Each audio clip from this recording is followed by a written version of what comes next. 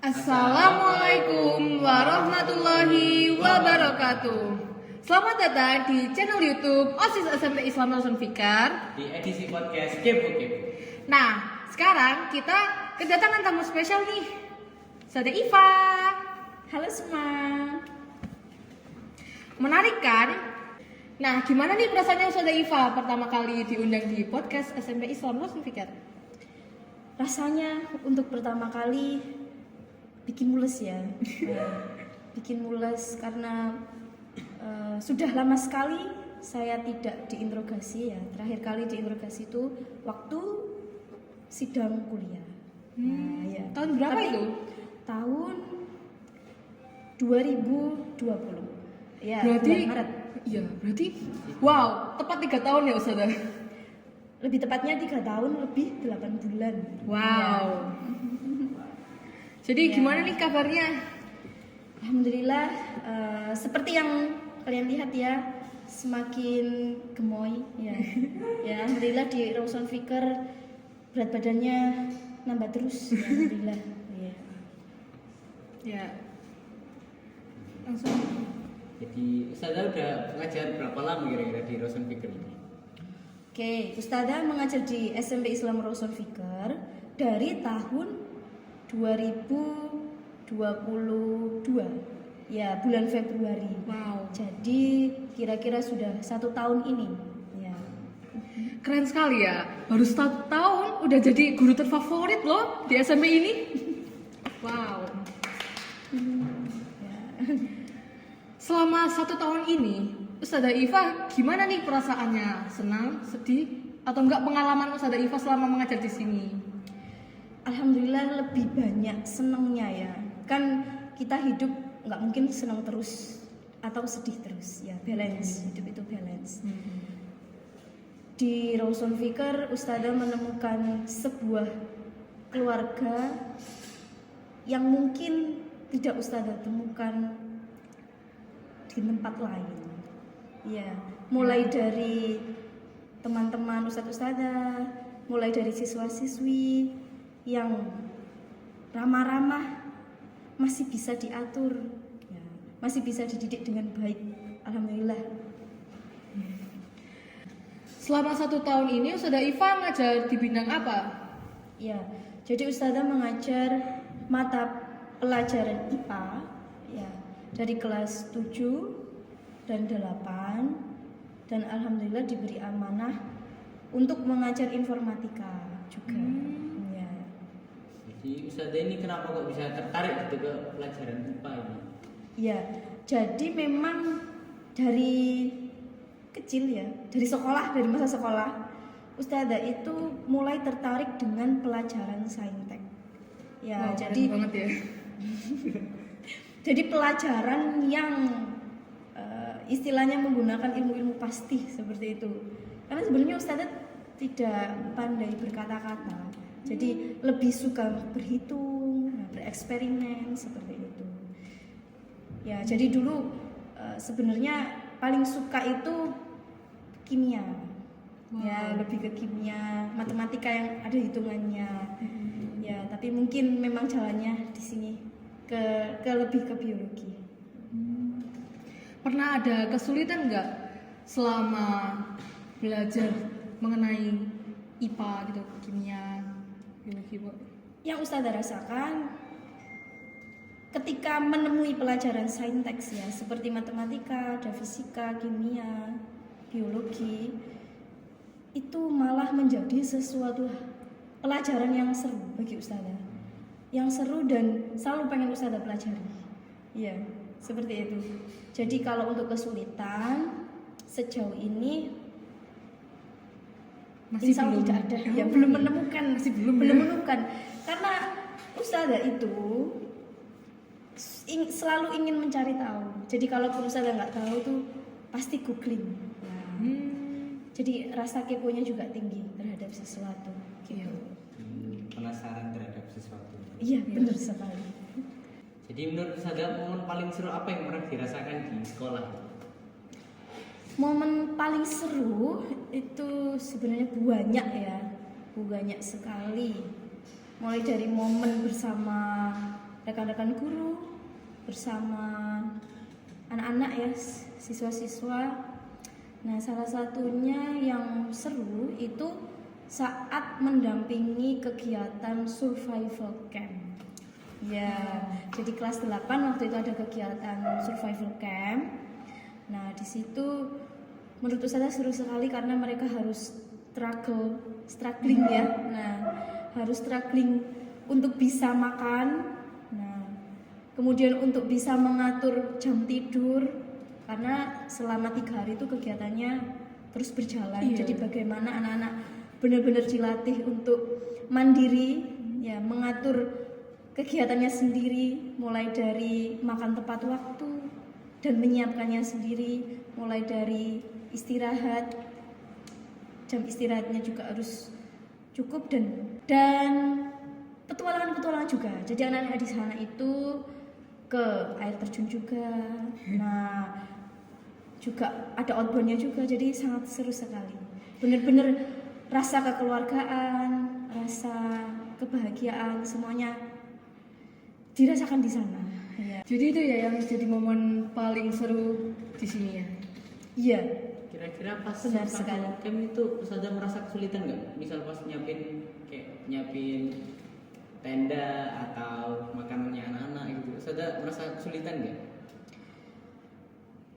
Tidak, ya. Jadi karena Ustazah itu sebenarnya lebih suka berkegiatan di luar. Ya, apalagi di alam itu Ustazah sangat senang sekali. Jadi waktu kegiatan survival camp kita di luar, kemudian juga di alam, itu benar-benar suasana yang sangat menyenangkan. Jadi meskipun terasa capek dikit, ya, tapi semuanya tuh hilang gitu. Semuanya hilang, apalagi melihat anak-anak yang juga menikmati kegiatannya, tertawa bersama, seru-seruan gitu. Jadi menurut Ustazah sangat enjoy dan seru sekali. Ya. Menarik ya. Kan waktu di sana itu anak-anak pas survival camp gitu kan, Iya. makanya diatur banget ya harus. Iya. Soal ikan dan Ya, dari masaknya terakhir harus itu- sendiri. Iya. Kita juga bahkan ada yang nggak makan. Iya, karena mungkin ada yang nggak doyan atau mungkin Iya. alergi juga ada gitu. Iya. Nah, kenapa itu kok ikan terus itu? Ya, jadi mengapa ditentukan untuk lauk pauknya kita itu mengambil Ikan. ikan yang terus. segar. Nah, yang kita tahu bahwasannya ikan itu banyak sekali mengandung protein. Nah, kalau kemarin tuh ikan sama sayur ya. Iya. Nah, itu karena yang kita amati ya ketika di sekolah, anak-anak itu banyak sekali yang tidak suka sayur. Nah, tidak suka sayur dan juga beberapa ikan. Nah, juga ada yang tidak mau. Begitu. Nah, dari situlah kita para panitia yang mendampingi di sana memutuskan kita harus memperkenalkan lauk pauk yang sehat untuk anak-anak. Nah, seperti itu.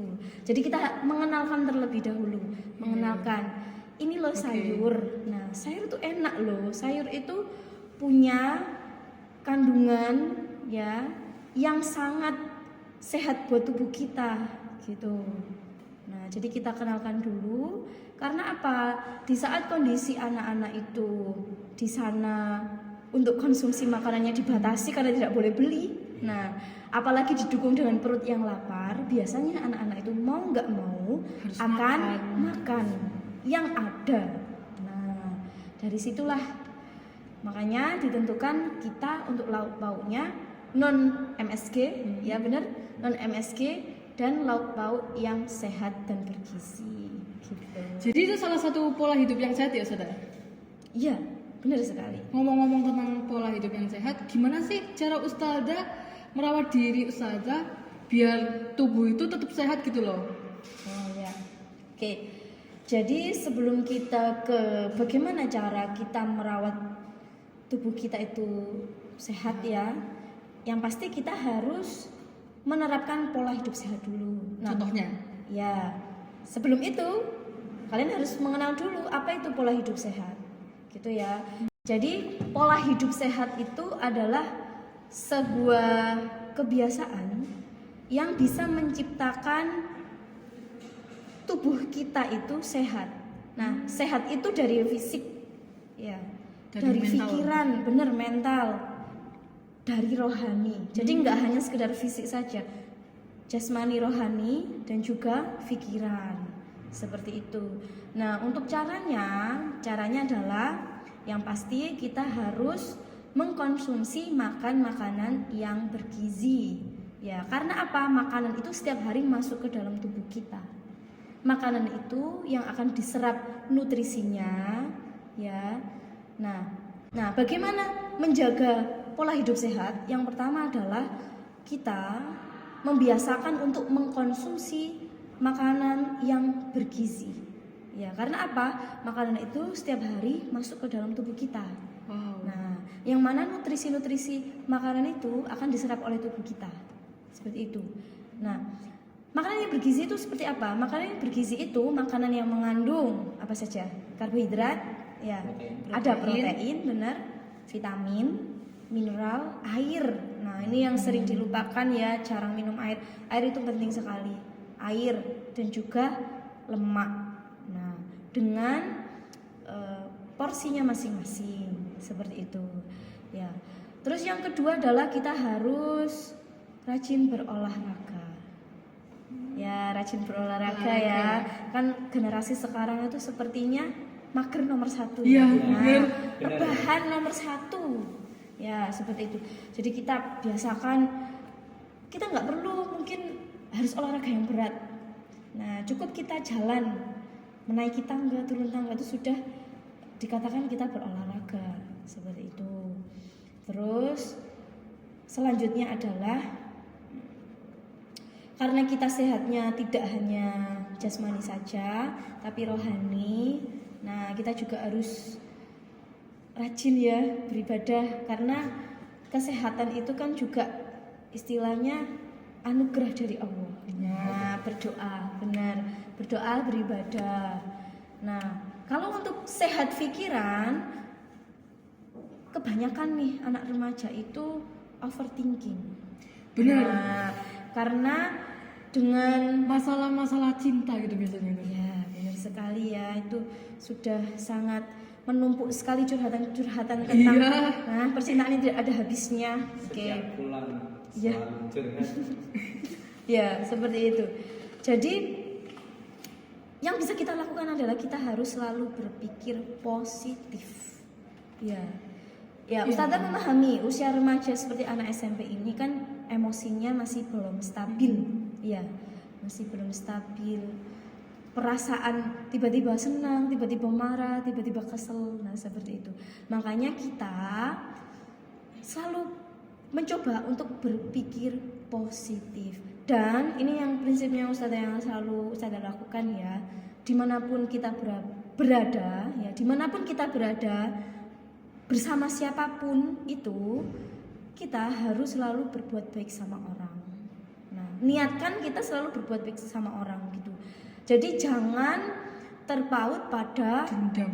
ya, benar, dendam. Orang lain itu jahat, kita juga harus membalas, tidak seperti itu. Biarkan orang lain itu menjahati kita, tapi kita prinsip harus tetap, kita harus selalu berbuat baik sama orang. Nah, dari situlah pikiran kita menjadi tenang, tidak ada rasa dendam, ya, damai. Nah, seperti merasa tidak ada masalah karena kita pikirannya positif terus. Disitulah tercipta yang namanya hidup yang sehat. Ya. Cara nyeret mereka biar masuk ke pola hidup yang sehat ini gimana? Misalkan mereka mager, itu kan kayak selalu males-malesan kan, Gimana cara Ustazah Iya. menginspirasi gitu iya, menginspirasi anak-anak agar mau untuk melakukan masuk. pola hidup yang sehat ya. Ya, yang pasti kita harus mengenalkan dulu ya kepada anak-anak pola hidup sehat itu seperti apa, bagaimana caranya, terutama adalah dampaknya jika kita tidak menerapkan hidup sehat gitu.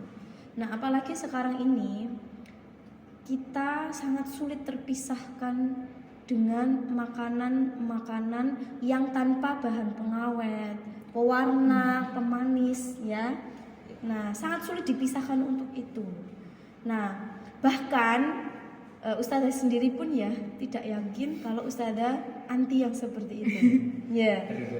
Bahkan makanan minuman kemasan sekarang pun sudah seperti itu semua. Nah, bagaimana caranya kita untuk mengimbangi itu? Nah, kita konsumsi makan makanan yang bergizi. Seperti tadi ada sayuran, nah ada ikan, tahu tempe itu juga sangat bergizi walaupun murah ya, tahu tempe, telur seperti itu. Dan kenapa kita itu rasanya kayaknya lebih enak kalau masakan rumah ya daripada beli. Iya. Iya. Nah, Rasa. memang kalau menurut Ustazah itu lebih aman kalau kita konsumsi Makanan rumah. ya makanan yang Makanan memang masakan dimasak sendiri. masakan sendiri atau orang tua, karena kita tahu bagaimana proses membuatnya, bumbu-bumbu apa aja yang masuk. Nah, kita nggak pernah tahu kalau kita beli di luar itu cara memasaknya seperti apa, bahan yang dipakai seperti apa, kita nggak tahu. Jadi kita harus mengenalkan juga dampak-dampaknya kalau misalkan kita tidak menerapkan pola hidup sehat itu seperti apa jadinya nanti seperti itu. Karena sekarang penyakit kan banyak ya. Iya. Banyak sekali penyakit yang ditimbulkan dari zat-zat kimia berbahaya dari makanan dan minuman. Terutama ini diabetes. Nah, Paling banyak ya itu. ya, remaja itu nggak menuntut kemungkinan dia mengidap diabetes. Kalau zaman dulu tuh sepertinya diabetes tuh kayaknya buat orang tua. Seperti itu ya, tapi tidak. Ya, diabetes itu bisa menyerang siapa saja di umur berapa saja. Diabetes. Ya. Ciri-ciri remaja yang kena diabetes tuh gimana sih, Us? Diabetes itu jadi ada dua ya, ada diabetes mellitus sama insipidus ya. Kalau diabetes mellitus itu adalah diabetes di mana kondisi gula dalam darah kita itu jumlahnya meningkat melebihi jumlah normal. Nah, gitu. Jadi kalau biasanya diabetes itu dia tubuhnya gampang capek ya, lemas, nggak aktif gitu, nggak aktif. Terus kemudian juga jadi ada dua ya. Jadi ada yang diabetes basah sama kering. Nah, kalau kering itu biasanya dia efeknya adalah tubuhnya semakin kurus. Semakin lama semakin kurus. Kalau diabetes mellitus yang basah itu, misalkan dia ada luka, itu akan lama sekali keringnya. Nah, yang kita tahu kan kalau luka itu ada proses pembekuan darah yang membuat luka kita kering. Nah, tapi kalau diabetes itu dia akan lama. Kira-kira berapa jam atau berapa menit? Sangat lama, bukan hitungan jam, Hari? bisa bulan. Iya, bisa hari, bisa bulan. Meskipun itu Kalau tidak segera ditangani ya. Iya, benar sekali. Dan itu bisa menimbulkan kematian. Wow. Ya. Apalagi kalau sudah diabetes mellitus yang sudah memang parah. Tinggi. Benar. Di mana kondisi tubuh kita tidak bisa menjalankan fungsinya hormon insulin, maka kita harus yang namanya adalah menyuntikkan hormon insulin setiap hari. Setiap hari? Ya, Disuntikin Jadi- ke tubuh. Iya. Hormon insulin disuntikan ke tubuh kita. Nah, supaya apa? Supaya gula yang dalam darahnya kita itu bisa diubah menjadi glikogen gitu. Jadi jumlah gulanya dalam darah kita tidak terlalu banyak. Tapi kita hidup setiap hari disuntik hormon insulin loh. Ya, Dari- bisa bayangkan kalau diabetes, ya kan? Kalau diabetes setiap hari kita harus disuntik hormon insulin. Oh, belum bisa sih, jangan sampai ya. Iya, jangan sampai. Iya. Iya, benar sekali. Satu lagi, itu kebanyakan kasusnya karena apa? Minuman kemasan. Nih, yang buat Ya. yang suka minum minuman kemasan nih, dengerin ya. Iya benar. Karena nggak menuntut kemungkinan. Makanya ini pesannya Ustazah ya. Karena di IPA itu juga ada pelajaran yang namanya zat aditif. Kemarin kita sudah belajar kan ya, Iya. menganalisis komposisi makanan. Nah, kalau bisa kita lihat dulu komposisi makanannya. Seperti itu kita bisa tahu, oh ini kadar gulanya bagaimana dan sebagainya kayak gitu ya. Ngomong-ngomong nih, ngomongin tentang diabetes ya. Sekarang kan jajanan-jajanan di kantin tuh hampir semua ya ada pengawetnya. Ya. Dan murid-murid di sekolah ini tiap hari pasti jajan di situ kan. Iya. Gimana pendapat Ustazah dan gimana caranya Ustazah untuk mengatasi murid-murid di SMP ini agar bisa memilah jajanan yang sehat dan yang enggak? Iya. Kalau menurut Ustazah, kalau kita mencegah, ya itu sepertinya terlalu berat. Iya, sangat Ya, berat. karena di zaman sekarang itu yang namanya makanan dan minuman kemasan itu seperti sudah mendarah daging dalam kehidupan kita. Ya kan? Coba sebutin makanan, istilahnya makanan tradisional, ya, yang kamu tahu apa? Coba. Makanan tradisional. Ya, makanan tradisional itu makanan yang dibuat sendiri, ya, tanpa zat-zat aditif buatan. Jadi memakai zat aditif pun itu yang alami, yang dari tumbuhan atau dari hewan gitu. Yang kamu tahu makanan tradisional, ayo coba. Apa? Apa ya? Nah, bisa Ini, dilihat kan? bakwan. Bakwan? Bakwan? MSG. Oh iya. Bakwan. Oh iya. Nah, bisa dilihat sendiri. Nah, generasi kita sekarang tidak tahu makanan tradisional. Nah, seperti itu ya. Padahal makanan tradisional itu dari cara bahannya yang dipakai, mengolahnya pun itu juga masih tradisional, masih menggunakan bahan-bahan yang alami, yang sehat. Karena zaman sekarang nggak tahu. Nah, terus gimana? Yang bisa kita lakukan adalah membatasi. Nah, membatasi. Ya, kita kan sudah tahu dampaknya. Jadi kalau kita pun ingin mencoba, ya dibatasi, jangan terlalu banyak dan diimbangi dengan makanan bergizi yang sudah saya jelaskan tadi. Ya, seperti itu.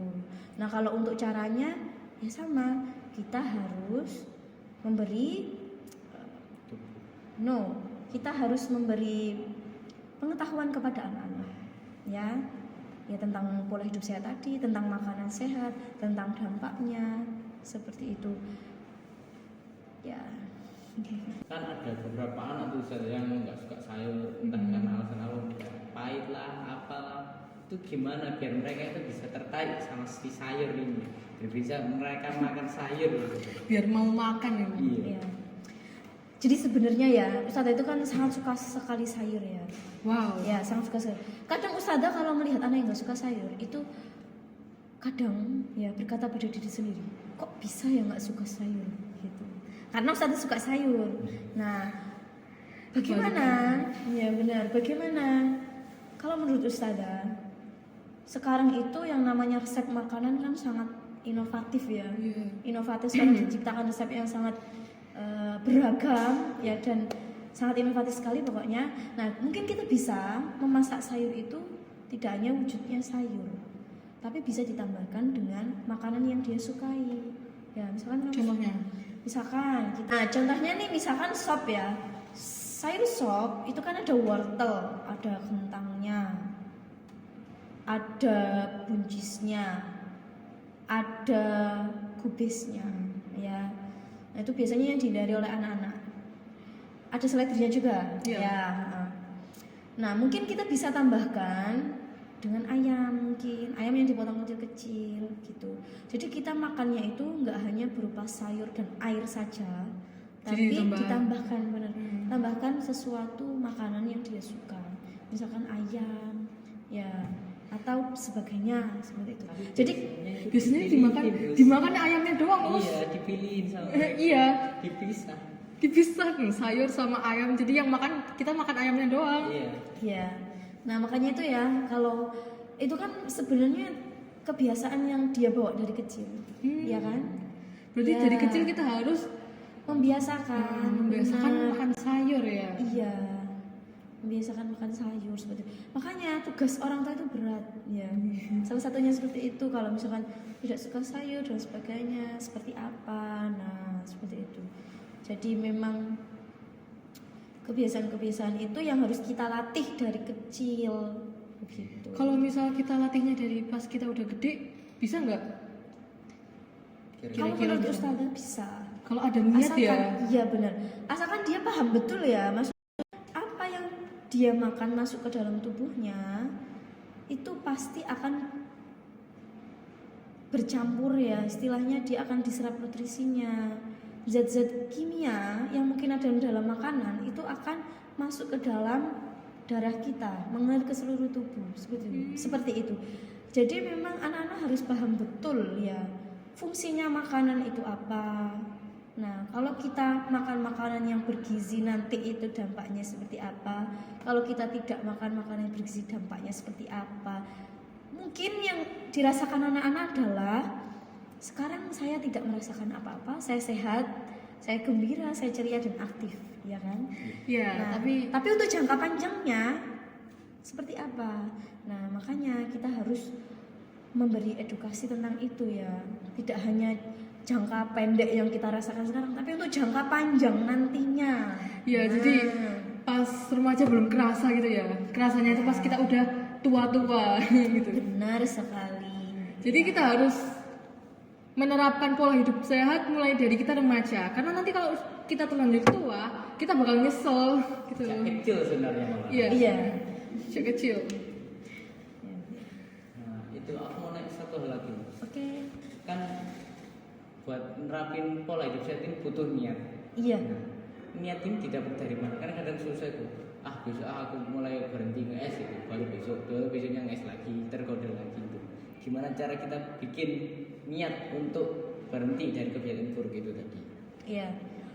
Jadi ini sifatnya manusia ya. Sifatnya manusia itu adalah dia baru menyadari kalau sudah merasakan Kejadian. dampaknya. Wah. Ya. Bisa lebih akhir. Ya. Karena banyak yang nggak percaya kalau belum melihat endingnya gitu ya. Benar. Ya, for example ya, minum es nih, minum es. Terus karena mungkin hawanya panas ya, kayaknya Ya, seger enak-enak banget minum minum es. es. Jadi minum es pada akhirnya radang tenggorokan, batuk-batuk, pilek karena tubuh kita tidak terbiasa ya dengan setiap hari minum minuman yang dingin seperti itu. Dan juga kalau es itu kan biasanya serbuknya itu kan nggak alami ya. Nah, kecuali jus loh ya, kecuali jus. Nah, itu kan nggak alami. Nah, itu bagaimana zat-zat kimia yang masuk dalam tubuh kita, ya zat aditif buatan yang masuk dalam tubuh kita. Nah, akhirnya tubuh kita itu mencoba melawan ya zat-zat kimia asing tersebut supaya tidak menyerang tubuh kita. Nah, dari situ akan bereaksi, tubuh kita jadi sakit. Nah, karena imun kita ya antibodi kita itu istilahnya dia kekurangan pasukan untuk menyerang zat-zat kimia, virus, bakteri yang masuk dalam tubuh kita. Akhirnya kita sakit. Seperti itu. Nah, biasanya manusia itu baru sadar ketika dia sakit. Ya. Ya memang. Ya kan? Iya. Misal nih sakit radang tenggorokan. Nah, mau nggak mau dia pasti akan berhenti minum es. Ya. Ya, besoknya lagi mungkin masih trauma, ya kan? Nggak minum es, besoknya lagi nggak minum es. Tapi lama kelamaan balik lagi, ya kan? Nah, makanya kita itu ya tadi benar-benar memahami betul ya dampaknya dalam jangka panjang itu apa. Kalau misal tak baleni mana minum es tiap hari, aku bakal radang tenggorokan lagi, gini lagi. Seperti itu. Harus memang dari kesadaran diri sendiri memahami itu betul gitu loh. Yang mana kesehatan itu kan sangat berharga. Kesehatan itu tidak bisa dibeli, ya. Mahal ya kesehatan. Benar itu mahal. sekali, kesehatan itu mahal. Kesehatan itu sangat berharga.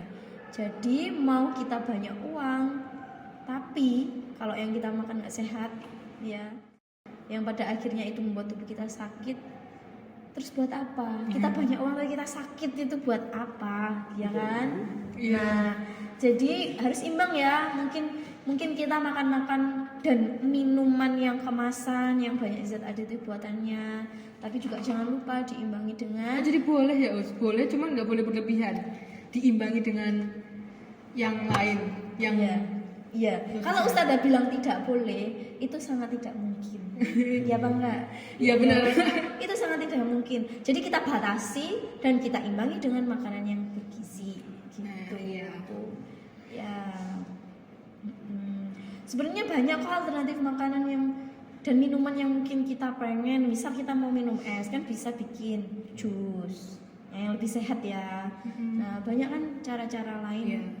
Yang mungkin kita pengen itu, tapi kita bisa mengganti dengan yang lain, benar yang lebih mengganti- sehat. Benar sekali, menggantinya dengan yang lebih sehat. Oke guys, jadi ini tadi obrolan santai kita sama Ustazah Iva. Menarik bukan? Dan sangat mengedukasi. Benar. Sampai ketemu di podcast kita bulan depan. Dadah. Dah.